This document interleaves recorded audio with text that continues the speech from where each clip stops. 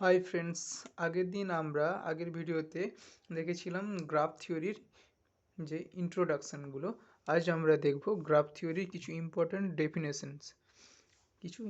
Definitions. First আমরা দেখব adjacent vertex.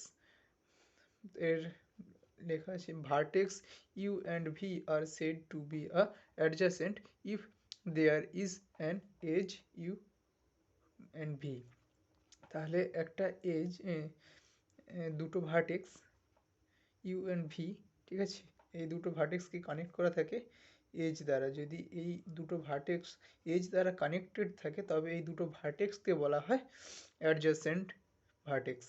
আর এক্ষেত্রে আরেকটা ভার্টেক্স, একটা উদাহরণ, ইউ অ্যান্ড ভি যদি এজ দ্বারা কানেক্টেড থাকে, দুটো ভার্টেক্স যদি একটা এজ দ্বারা কানেক্টেড থাকে এবং সেই এজটার ডাইরেকশন দেওয়া থাকে তবেও সেটা অ্যাডজাসেন্ট ভার্টেক্স হিসেবে ধরা হয়। কিন্তু এর একটু লেখার ধরনটা একটু আলাদা হয়। U is adjacent to V and V is adjacent from you.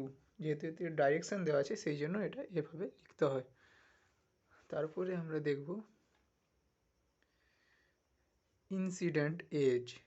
Incident এজটাতে কী আছে? The edge E that joins the nodes u and v is said to be incident and know each of its endpoints u and v। তাহলে এখানে বলা হয়েছে incident age, অর্থাৎ you R V দুটো vertex, এই দুটো ভার্টেক্সকে যে এজ দ্বারা কানেক্ট করা হয় সেই এজটাকে বলা হয় ইনসিডেন্ট এজ। এক্ষেত্রে এজটা ই, সেই জন্য ই হচ্ছে ইনসিডেন্ট এজ। এরপর হচ্ছে অ্যাডজাসেন্ট এজ। অ্যাডজাসেন্ট এজটা কি না, two edges are said to be adjacent if they are incident on a common vertex. যদি উদাহরণ দেখা যায় চিত্রটাতে, ভি1, ভি2 অ্যান্ড ভি3 তিনটা ভার্টেক্স দেওয়া আছে।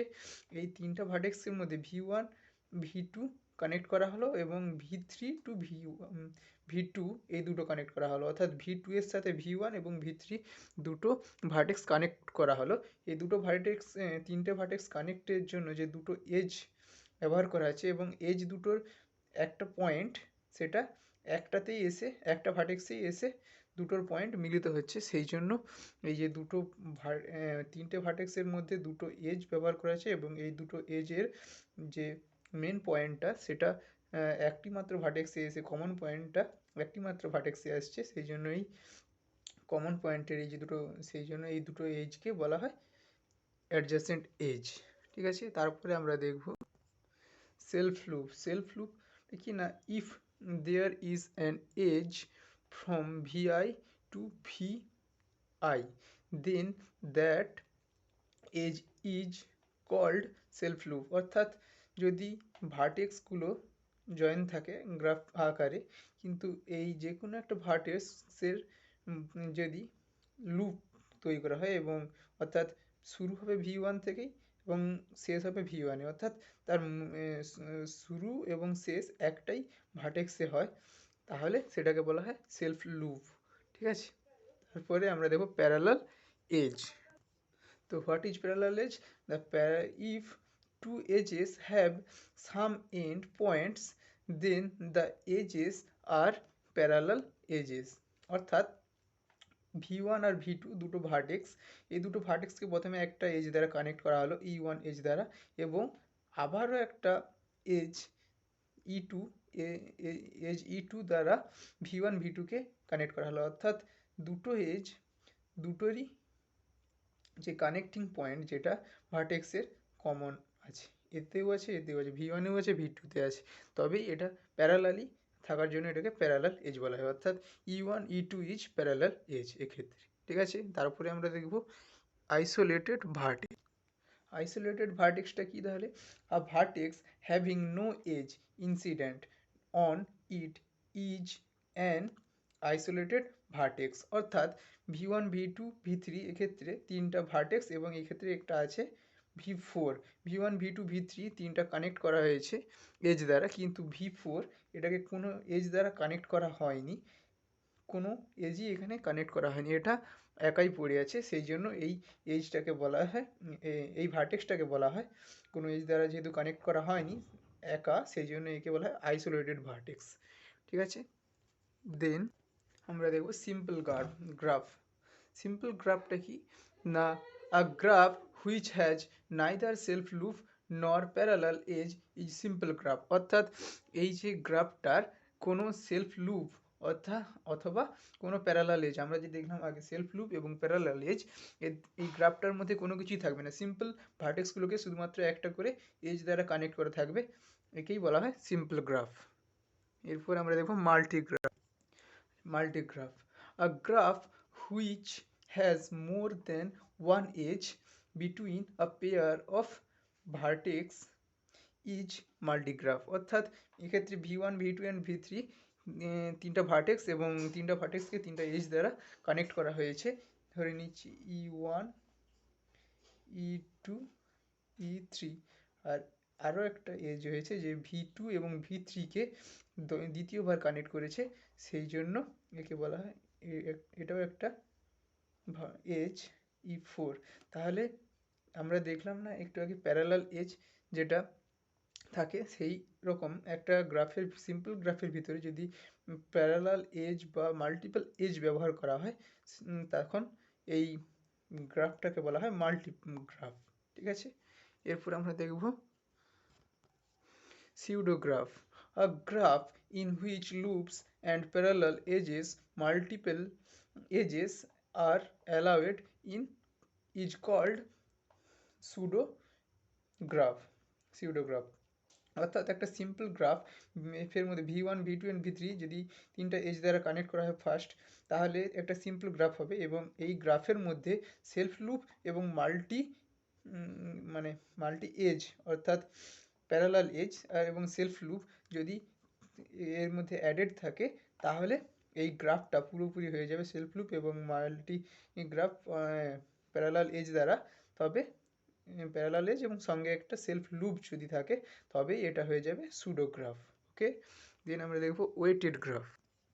ওয়েটেড গ্রাফটা কি না, a graph in which weights are assigned to every edge is called weighted graph. অর্থাৎ একটা সিম্পল গ্রাফ আমরা যদি আঁকি v1 v2 v3 v4, চারটা ভার্টেক্স এবং চারটা ভার্টেক্সকে কানেক্ট করার পরে যে এজগুলো পাওয়া যাচ্ছে, সেই এজগুলোর যদি প্রতিটার মান অ্যাসাইন করা থাকে বা ভ্যালু অ্যাসাইন করে থাকে, তবে সেগুলোকে ওয়েটেড গ্রাফ বলা হয়। আগের যে ইন্ট্রোডাকশন বা মানে যে ভিডিওটা ছিল তাতে বলা ছিল, ওয়েটেড গ্রাফের সম্বন্ধেও বলেছিলাম, প্রত্যেকটা এজের মান অর্থাৎ দিক নির্ণয়, ডিস্টেন্স আর টাইম, এসব নির্ণয়ের জন্য এজের এই ভ্যালুটা দেওয়া থাকে। এরপরে দেখব ফাইনাইট গ্রাফ।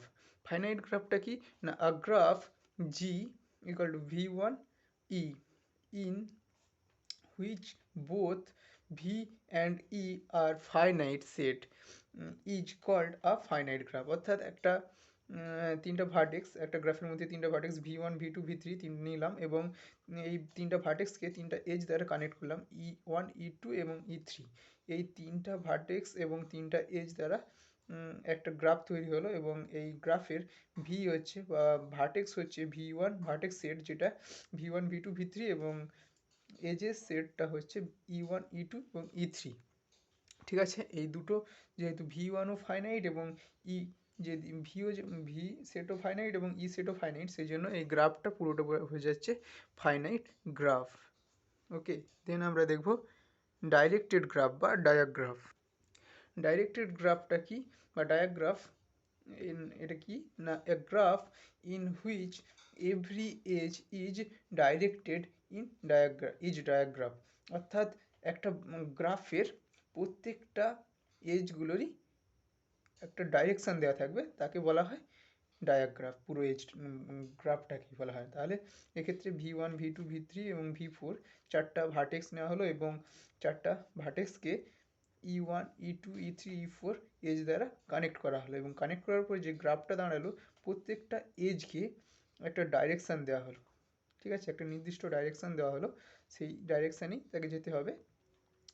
অর্থাৎ v1 v2 এভাবে যেহেতু ডাইরেকশনটা দেওয়া আছে এদিকে, সেই জন্য V1 থেকে V2। আর যদি এভাবে লেখা হয় V2 টু V1, তাহলে এক্ষেত্রে ডাইরেকশনটা কাজ করছে না, ভুলে যাচ্ছে। সেই জন্য এই ফর্মটা বা এই অর্ডারটা হবে না, শুধুমাত্র যেই ডাইরেকশান দেওয়া আছে সেই ডাইরেকশান অনুযায়ী অর্ডারটা সাজানো হবে, একে অর্ডার পেয়ারও বলা হয়। ঠিক আছে, দেন আমরা দেখব আনডাইরেক্টেড গ্রাফ। আনডাইরেক্টেড গ্রাফটা কি না, a graph in which an edge is associated with an unordered pair of vertex is undirected graph. অর্থাৎ একটা গ্রাফ ফের মধ্যে V1 V2 V3 এবং V4 চারটা ভার্টেক্স আছে, এবং চারটা ভার্টেক্সকে E1 E2 E3 E4 দ্বারা এজ দ্বারা কানেক্ট করা হলো, এবং কানেক্ট করার পরে এই এজগুলোকে কোনো ডাইরেকশান দেওয়া থাকবে না, এরা যেদিক থেকে সেদিকে যেতে পারে, এদের কোনো ডাইরেকশান, নির্দিষ্ট কোনো ডাইরেকশান দেওয়া নেই। সেই জন্য এই যে পুরো গ্রাফটাকে বলা হয় আনডাইরেক্টেড গ্রাফ। অর্থাৎ E1 ইকাল টু, অর্থাৎ একটা এজ E1 যদি ধরি, এর ডাইরেকশানটা আমি V1 V2ও লিখতে পারি এবং V2 টু V1ও লিখতে পারি, এর কোনো ডাইরেকশান দেওয়া নেই সেই জন্য। দেন আমরা দেখব মিক্সড গ্রাফ। মিক্সড গ্রাফটা কি না, if some edges are directed and some are undirected in a graph, the graph is called mixed graph. অর্থাৎ কোনো গ্রাফের কিছু এজ ডাইরেকশান দেওয়া থাকবে এবং কিছু এজ ডাইরেকশান না দেওয়া থাকবে, অর্থাৎ দেওয়া থাকবে না, সেই গ্রাফটাকে বলা হয় মিক্সড গ্রাফ। অর্থাৎ এতে দুটোই আছে, ডাইরেকশান দেওয়া আছে আর কোনোটাতে ডাইরেকশান দেওয়াও নেই। সেই জন্য এরপর আমরা ছবিটা দেখব, তাহলে ক্লিয়ার হয়ে যাবে। মিক্সড গ্রাফের যদি আমরা যদি চিত্রটা দেখি, তাহলে V1 V2 V3 V4 এতে চারটা ভার্টেক্স আছে, এবং চারটা ভার্টেক্সকে E1 E2 E3 E4 age দ্বারা কানেক্ট করা হলো, এবং এই এজগুলোর ডিরেকশান E1 এবং E2 এই দুটো এজের ডাইরেকশান দেওয়া আছে, কিন্তু E3 E4 এই দুটো এজের ডাইরেকশান দেওয়া নেই। এক্ষেত্রে দুটোই মিশিয়ে আছে, E1 এবং E2 ডাইরেকশান এবং E3 E4 কোনো ডাইরেকশান নেই, সেই জন্য এই গ্রাফটাকে বলা হয় মিক্সড গ্রাফ, যেহেতু দুটো মিশিয়ে আছে। এরপর আসছি আন্ডারলাইং আনডাইরেক্টেড গ্রাফ। অর্থাৎ a graph obtained by ignoring the direction of edges in a directed graph is called underlying undirected graph. অর্থাৎ একটা graph V1 V2 V3 V4 এ চারটা ভার্টেক্স আছে, এবং চারটা ভার্টেক্স কানেক্ট করা আছে এজ দ্বারা, এবং এই এজের মধ্যে আমরা ডাইরেকশান দিয়ে দিচ্ছি এজগুলো কীভাবে কাজ করবে বা কোন দিকে এজগুলো ডাইরেকশান, ঠিক আছে, কোন দিক থেকে কোন দিকে যাবে। কিন্তু এই এজটা বা এই গ্রাফটার যে এটা একটা ডায়াগ্রাফ, অর্থাৎ ডাইরেক্টেড গ্রাফ। এই ডাইরেক্টেড গ্রাফে থেকে যদি ডাইরেকশানগুলো বাদ দিয়ে সিম্পলি গ্রাফটা যেমন আছে তেমন এঁকে দেওয়া যায়, অর্থাৎ ডাইরেকশানগুলো বাদ দিয়ে দেওয়া যায়, তবে এই গ্রাফটাকে বলা হবে আন্ডারলাইং আনডাইরেক্টেড গ্রাফ। অর্থাৎ ডাইরেকশানগুলোকে শুধু বাদ দিয়ে দিলে তবেই হয়ে যাবে আন্ডারলাইং আনডাইরেক্টেড গ্রাফ। দেন আমরা দেখব আন্ডারলাইং সিম্পল গ্রাফ। তো এবার আমরা এসেছি underlying simple graph. Underlying simple গ্রাফটা কি না, a graph obtained by deleting all loops and parallel edges from a graph। অর্থাৎ একটা গ্রাফ যদি তাতে V1 V2 V3 V4 চারটা ভার্টেক্স আছে, এবং চারটা ভার্টেক্সকে কানেক্ট করা আছে মাল্টিপল এজ দ্বারা, অর্থাৎ সুডোগ্রাফ যেটা আমরা দেখেছিলাম, লুপও থাকবে, সেলফ লুপ এবং প্যারালাল এজ দুটোই থাকবে, সব মিলিয়ে যদি হয় একটা গ্রাফ, সেই গ্রাফ থেকে শুধুমাত্র এই যে মাল্টিপল মানে এজেস যেগুলো, সেগুলো হচ্ছে প্যারালাল এজ এবং সেলফ লুপ, এই যে লুপ আর প্যারালাল এজ এই দুটোকে বাদ দিয়ে সিম্পলি শুধু যদি গ্রাফটা অঙ্কন করা যায় বা ড্র করা যায়, যেমন V1 V2 V3 V4 এই শুধুমাত্র এই ভার্টেক্সগুলোকে এজ দ্বারা কানেক্ট করা আছে, আর এক্সট্রা কোনো মাল্টিপল এজেস এখানে ব্যবহার করা হয়নি, সেই জন্য এই গ্রাফটাকে তখন বলা হবে আন্ডারলাইং সিম্পল গ্রাফ। অর্থাৎ যে লুপ এবং প্যারালাল এজ থাকবে সেইগুলোকে বাদ দিয়ে সিম্পলি গ্রাফটা ড্র করে দিলেই হয়ে যাবে। ঠিক আছে, আজ আমরা ইম্পর্টেন্ট ডিফাইন্সগুলো পড়েছি। আর যারা যারা এগুলো লিখোনি, বলবো ভিডিওটি রিপিট করে খাতায় ভালো করে নোটটা করে নিতে, তাহলে পরে সুবিধা হবে। আর যদি ভালো লেগে থাকে তবে লাইক করো, আর পরে আর এর পার্টগুলো পাওয়ার জন্য চ্যানেলটি সাবস্ক্রাইব করে রেখো। Thank you.